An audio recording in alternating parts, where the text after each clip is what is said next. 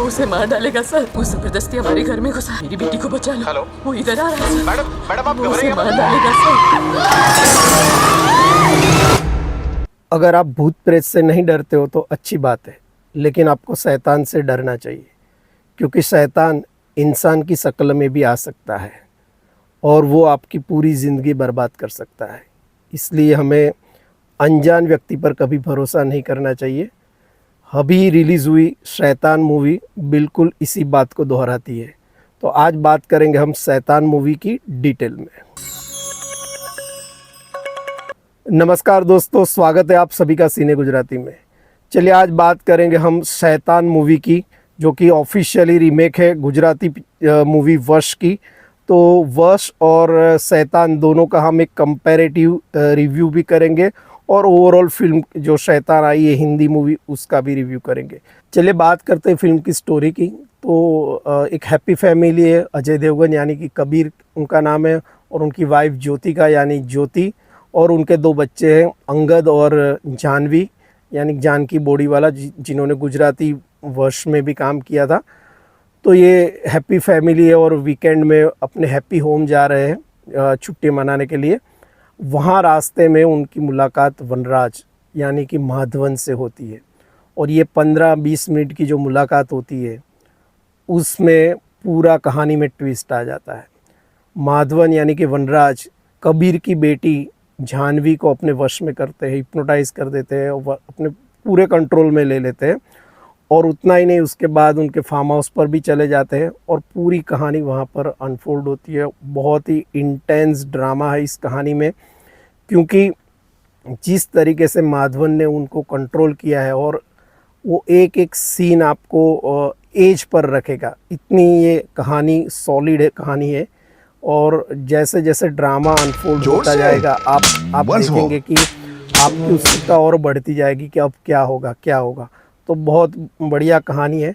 जो ये पूरी नाइट है उसमें कबीर की जो फैमिली है बहुत परेशान करता है वनराज। वशीकरण ये आपकी लाडली मेरी कठपुतली है। खास करके जानवी को जिस तरीके से वो कमांड देता है, जैसे वो रिमोट से कोई गाड़ी चला रहा हो और रिमोट हम जैसे यूज़ करते हो वैसे जानवी को किसी भी चीज़ का ऑर्डर देते हैं तो जानवी वही करने लगती है। यहाँ तक कि अगर वो अपने फादर को या मदर को अगर मर्डर करना हो, अगर वो बोल दे तो वो भी करने के लिए तैयार होती है, रेडी रहती है बल्कि। तो ऐसा इंटेंस ड्रामा इस मूवी में है। तो सोचो कि ये मूवी मल्टीप्लेक्स थिएटर में विद साउंड इफ़ेक्ट क्या गज़ब आपको एक इम्प्रेशन देगी, क्या गज़ब की थ्रिल कराएगी। ज़बरदस्त मूवी है। देखिए एक्टिंग में आर माधवन, पूरी क्रेडिट उनको मिलनी चाहिए, क्या ज़बरदस्त एक्टिंग की है। और कितने आप बताइए कितने लोगों ने आर माधवन को ऐसी एक्टिंग करते हुए देखा होगा। उनकी 3 इडियट्स और 2-3 अच्छी फिल्में आई है जिसमें उन्होंने बहुत अच्छी एक्टिंग की है, लेकिन ये फिल्म शैतान में उनका जो काम है वो गज़ब का है, गज़ब। मैडी पूरा स्क्रीन खा गए और सब जगह उनको ये तारीफ़ मिल रही है क्योंकि बहुत ही अच्छा काम किया है।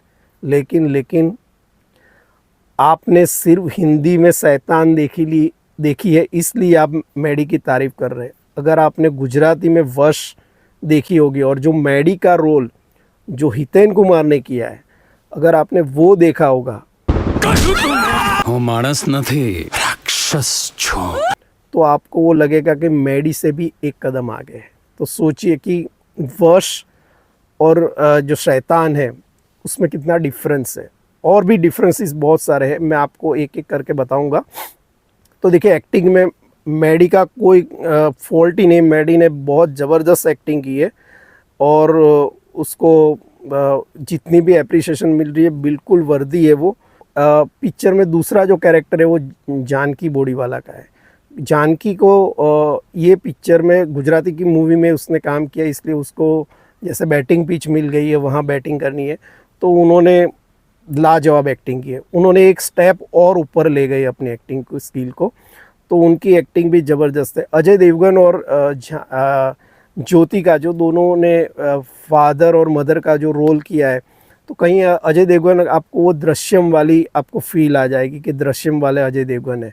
लेकिन पूरे मूवी के दौरान अजय देवगन वो लाचार बेबस पिता की भूमिका में दिखाई दे रहे हैं। हाँ, वो दृश्यम वाले असली देवगन थोड़े एंड में लास्ट स्टेज में हमें देखने को मिलते हैं, अदरवाइज़ पूरी मूवी में बिल्कुल बेबस दिखते हैं। तो अजय देवगन ने भी काफ़ी अच्छी अपना रोल अच्छे तरीके से निभाया है। ज्योतिका का रोल भी बहुत बढ़िया है, उन्होंने भी अच्छी तरीके से निभाया।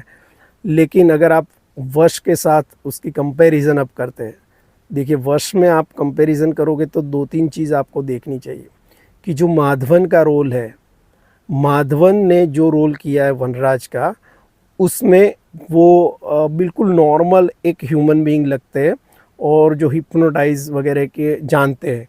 तो जब वो घर में आते हैं और हिप्नोटाइज करते हैं तभी भी पता नहीं चलता।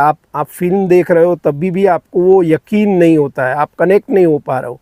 लेकिन आप गुजराती वर्ष में अगर हितेन कुमार को देखोगे तो वो एक उनका जो लुक है वो बिल्कुल साइको की तरह बनाया गया है। उनके जो हेयर स्टाइल है, उनका लुक है, वो पूरा साइको एक पर्सनालिटी की तरह बनाया गया है।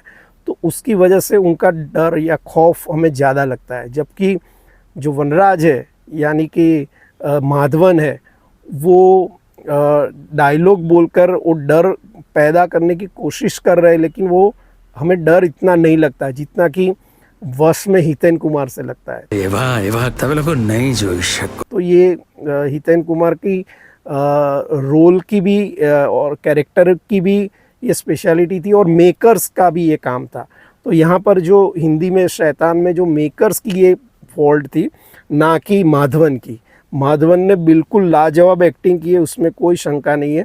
लेकिन बेटर काम कराया है हितेन कुमार के पास और कृष्णदेव याग्निक को। तो कृष्णदेव याग्निक को इसकी क्रेडिट मिलनी चाहिए कि हितेन कुमार के पास जो रोल कराया, जो रोल उन्होंने सोचा था, वो माधवन से ज़्यादा बेटर लग रहा है, क्योंकि वो कनेक्ट हो रहे हैं। और पूरी पिक्चर ये देखिए, मूवी में एक डर जो है वो बहुत ही इम्पोर्टेंट फैक्टर है। तो जो ड्रामा जब अनफोल्ड होता है तब माधवन की जो एक्टिंग है या जो सीक्वेंसेस बन रहे हैं उससे हमें डर नहीं लगता जितना वर्ष में हमें हितेन कुमार से लगता है, प्रताप की जो जिन्होंने भूमिका की थी। और हितेन कुमार का जो गेटअप था उसके साथ जो उनकी एक्टिंग थी बहुत ही काबिले तारीफ, बहुत ही बढ़िया एक्टिंग की थी। शायद उनके करियर की ये सबसे one of the best movie में उनको कहूँगा ये। तो ग्रेट हितेन कुमार के लिए ज़बरदस्त ये मूवी थी और उनके फ़ैन के लिए भी ये गुजराती की एक लैंडमार्क मूवी में मानता हूँ इसको। और बिल्कुल मानना चाहिए, क्योंकि गुजराती पर से अगर आप हिंदी में उसकी रीमेक बन रही है तो कहीं ना कहीं कुछ तो उस मूवी में ज़रूर होगा जिसकी वजह से ये रीमेक बन रही है। तो चलिए फिर से बात करते वश और शैतान की।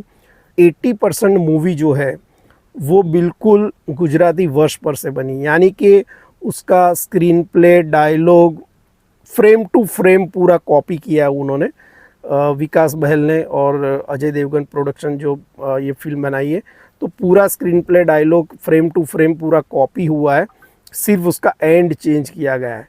लेकिन आपको बता दूं कि गुजराती मूवी वश का जो एंड था वो बहुत डार्क एंड था और आपको शॉक लग जाएगा, ऐसा एंड था। लेकिन ऐसा एंड देने की हिम्मत बॉलीवुड में नहीं है।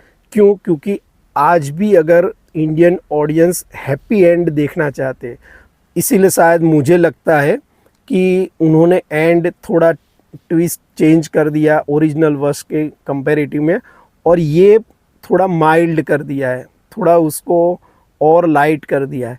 तो जो ब्रूटैलिटी जो ओरिजिनल वश में थी जो, वो आपको फील नहीं होगी शैतान में, क्योंकि शैतान में एकदम जो डार्कनेस थी वो वश में, या प्रताप का रोल से जो हमें डर लगता था वो थोड़ा कहीं उसको माइल्ड कर दिया गया है।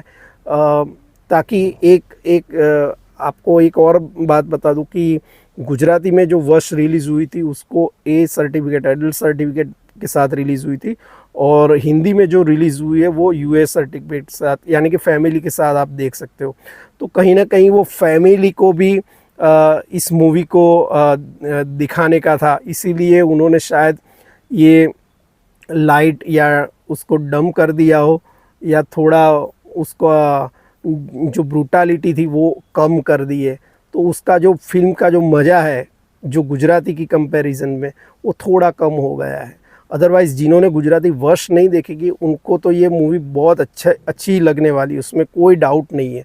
लेकिन जिन्होंने गुजराती मूवी देखी है वश, उनको लगेगा कि नहीं, ये वश जो थी उसमें ज़्यादा इंटेंस ड्रामा था, कहानी जिस तरीके से बताई गई थी वो ज़्यादा ग्रिपिंग थी, और डर का माहौल भी वश में ज़्यादा था, और एंड तो बहुत ही लाजवाब था। तो मैं यहाँ एंड नहीं बताऊँगा, आप दोनों मूवी अगर हो सके OTT पर मिले या थिएटर में आप देखने चांस मिले तो आप देखो, बहुत ही एंजॉय करोगे।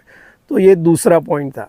नंबर 3, देखिए ये कहानी पूरे इंडिया, पैन इंडिया रिलीज़ हो रही है, तो अजय देवगन और बॉलीवुड लोग भी रिस्क नहीं लेना चाहते, तो उन्होंने इसको माइल्ड कर दिया। तो आप सोचिए कि गुजराती में जहाँ पर मूवी को देखने कम लोग आते हैं, वहाँ पर इतना रिस्क लेकर इतना डार्क एंड के साथ मूवी बनाना कितना चैलेंजिंग है। तो वो कृष्णदेव याग्निक और उनकी टीम ने ये किया है। तो hats off to Krishnadev Yagnik, और जो फिल्म की जो स्टारकास्ट थी, हितेन कुमार, जानकी बोरीवाला, हितू कनोडिया जी, और सारे जितने भी कलाकार थे, बहुत ही लाजवाब काम किया था। इसीलिए आज इसकी ये ऑफिशियल रीमेक हिंदी में बनी है। तो अगर आप मूवी अच्छी होगी तो सब जगह अप्रिसिएशन होता है।